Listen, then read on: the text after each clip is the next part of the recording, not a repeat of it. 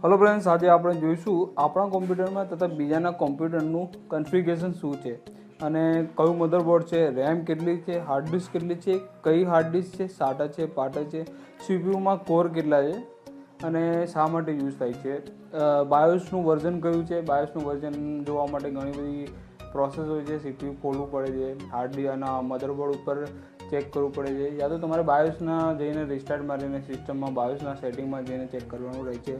પછી hard disk SATA છે, પાટા છે, એના માટે બી સેમ પ્રોસેસ હોય છે.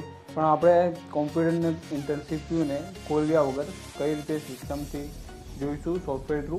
તો એના માટેની બહુ સહેલી રીત છે. મધરબોર્ડના ઇન્ટરનલ પાર્ટ્સની ડિટેલ્સ આપણે જોઈશું અને કઈ રીતે ચેક કરીશું એ શીખીશું આજે. તો તેના માટે તમે મારો વિડીયો જુઓ અને નીચેની લિંક આપેલી છે સોફ્ટવેરની ટૂલની, એને ડાઉનલોડ કરો અને તેનાથી તમારા સિસ્ટમની ઇન્ફોર્મેશન તમે પ્રાપ્ત કરી શકો છો.